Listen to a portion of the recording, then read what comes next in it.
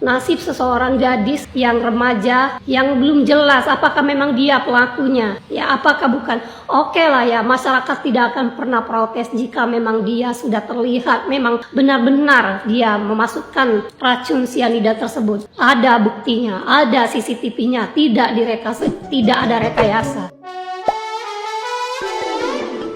Hola netizen yang tercinta, kembali lagi di kasus Jessica ya. Hadirin sekalian, kita terus kawal kasus ini, jangan sampai teralihkan dengan isu-isu lainnya, oke? Di video kali ini masih dalam persidangan Jessica pada 2016 lalu, di mana salah satu netizen ada yang membagikan potongan video saat Jessica memberikan alasan kenapa dia tidak datang ke pemakaman Myrna pada saat itu. Dalam persidangannya ada juga kembaran Myrna yakni Sandy. Ia sempat berdebat sedikit dengan Jessica. Oke, seperti apa videonya? Kita simak bersama ya. Pada saat itu saya duduk, posisinya saya di sini, ada Sandy di situ, ada Abby juga adiknya saksi Sandy, dan ada seseorang wanita yang mengaku sebagai tantenya Myrna. Lalu tante itu bertanya-tanya banyak soal kehidupan saya di Australia. Lalu setelah itu tante itu bilang sama saya kalau ada temannya Myrna yang sedang menunggu di restoran itu menaruh sesuatu di minuman Myrna. Terlihat dalam CCTV dan ada orang yang melihat. Pada saat itu saya berpikir-pikir temannya Myrna yang ada di kejadian hanya saya dan Hani. Jadi hati saya sudah merasa tidak enak dan saya sangat bingung kenapa tante itu bisa ngomong seperti itu terhadap saya. Ada di situ juga, dia mendengar semua. Lalu tante itu meminta saya untuk menuliskan kronologi kejadian. Setelah itu perasaan saya sudah tidak enak, makanya itulah alasan saya tidak datang ke pemakaman. Saya dengar semua itu kok, tapi kalau misalkan emang kamu mau kenapa nggak datang dari pertama ke keluarga kita ngomong baik-baik dari pertama? Kenapa malah kamu malah cari pengacara? Saya tidak menyebutkan kalau tante tersebut menyebutkan sianida. Dia cuma bilang ada temannya yang menaruh sesuatu di minuman Myrna. Jadi maksudnya tante saya yang nuduh kamu gitu. Kalau nggak salah tuduh, kenapa nggak bela diri? Saya nggak ngelakuin apa-apa. Temannya Myrna. Kenapa nggak ngomong gitu? Kenapa ngambil diri kamu sendiri?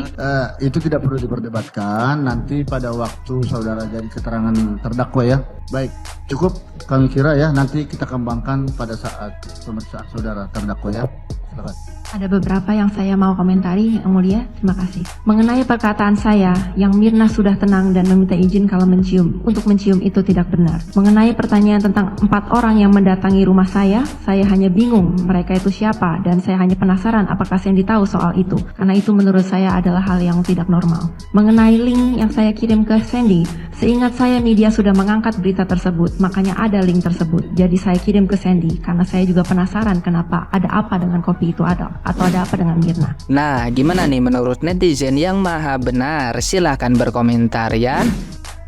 Tenang saja Jessica Wongso, tenang saja. Saya dan Profesor Dr. Otto Hasibuan ada di sini. Kepada seluruh netizen, selamatkan Jessica, bebaskan Jessica. Bapak Presiden Joko Widodo, turun tanganlah Pak, turun tanganlah kepada Jessica Wongso.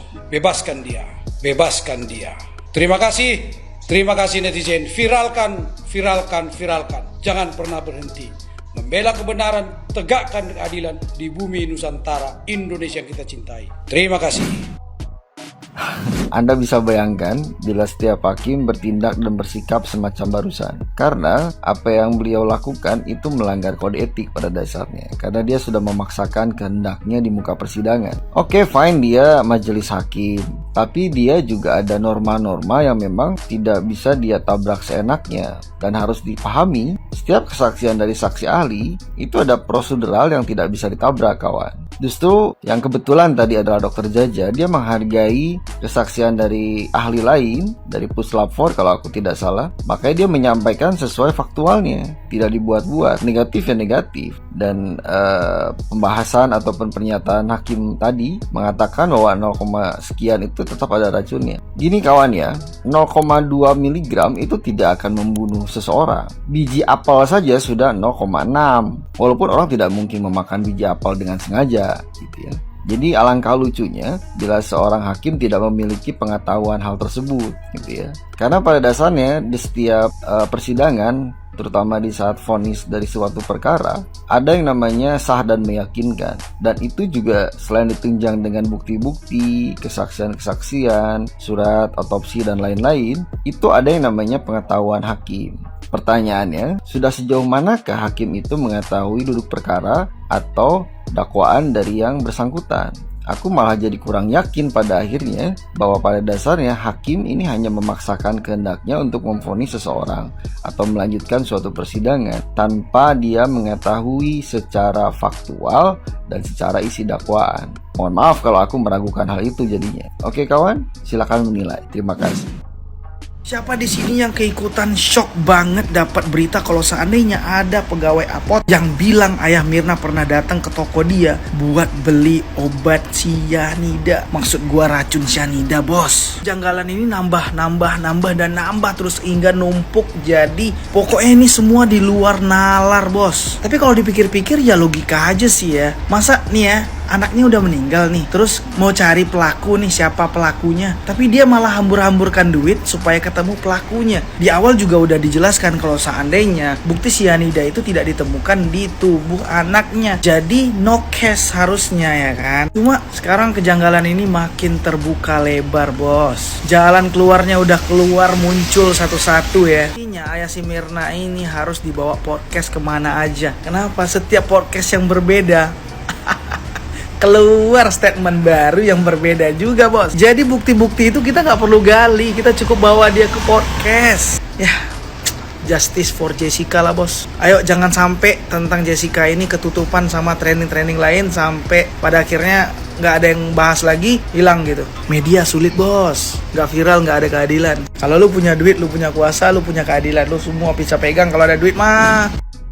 Udah diotopsi bun tapi gelasnya. Pernyataan komentar seperti ini membuat saya sedih sekaligus gimana ya, lucu, mau ketawa ada tapi sedih ya. Sedih dengan hukum Indonesia, sedih dengan orang-orang yang sudah mengurus kasus ini. Mereka yang dipercaya masyarakat, yang seharusnya mereka ini orang-orang cerdas, orang-orang hebat. Karena kenapa? Mereka ini bukan orang sembarangan. Mereka adalah orang-orang yang sudah bertitel, yang sudah paham dengan hukum, yang sudah tahu dengan proses, yang sudah tahu dengan bagaimana proses itu bisa disahkan, tetapi mereka justru membuat kekonyolan seperti ini. Otopsi sebuah gelas, tanpa otopsi manusianya, tetapi gelasnya yang diotopsi dan sudah mengorbankan nasib seseorang ya. Nasib seseorang gadis yang remaja yang belum jelas apakah memang dia pelakunya ya, apakah bukan. Oke lah ya, masyarakat tidak akan pernah protes jika memang dia sudah terlihat memang benar-benar dia memasukkan racun sianida tersebut. Ada buktinya, ada CCTV-nya, tidak ada rekayasa. Masyarakat tidak akan protes, bahkan mungkin ya masyarakat duluan akan mensupport hukum di Indonesia bagus gitu ya.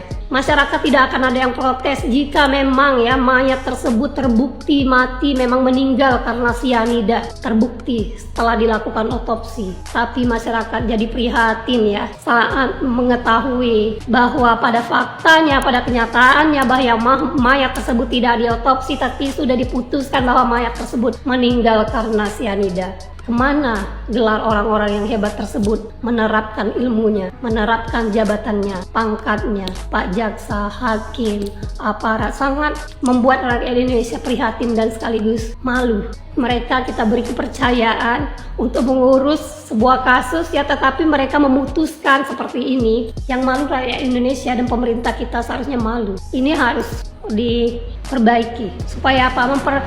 Mengembalikan kepercayaan masyarakat terhadap hukum di Indonesia. Jangan biarkan masyarakat tertawa hanya kepentingan beberapa orang, kepentingan oknum-oknum tertentu demi uang mungkin ya. Terlalu gampang kita mensepelekan nasib seseorang dengan kewenangan yang dimiliki di tangan kita. Nasib seorang gadis di tangan kita saat ini berada. Masyarakat tidak akan protes jika memang mereka ini memang sudah terbukti, sudah dilakukan otopsi, bukan gelasnya ya, tapi orangnya. Sudah ada bukti. Tidak akan masyarakat protes, bahkan masyarakat akan duluan untuk mendukung pemerintah. Inilah pemerintah kita ya, Inilah pengacara Indonesia. Inilah orang-orang hukum di Indonesia yang sekarang diberi kepercayaan masyarakat. Orang-orangnya hebat. Orang-orangnya komitmen, tidak tergoda dengan uang untuk kepentingan oknum-oknum tertentu dengan pangkat jabatan segala macam. Kita nggak tahu ya, saya tidak mau membahas ya siapa yang memiliki kepentingan, tetapi mensepelekan nasib seorang gadis yang harus mendekam di penjara hanya karena keyakinan, insting atau apa yang kata orang ya, kata pengacara. Kalau memang ini benar, harus diperbaikilah supaya masyarakat kembali percaya. Setuju nggak? Saya ada botolnya tuh yang dipakai untuk ngeracun, mirip, itu kecil, bening. Wah, Bapak ada botolnya? Iya, ada botolnya, mirip itu. Kenapa Bapak ada botolnya? Enggak ada. Saya nggak bilang ada botol. Nah, tadi kan Bapak bilang mirip. Bagaimana Bapak bisa tahu kalau itu mirip sama botol yang dipakai untuk ngeracun? Insting saya kuat. Tapi Bapak punya botolnya? Enggak ada botolnya. Saya nggak pernah lihat juga botolnya. Tadi Bapak bilang ada botolnya.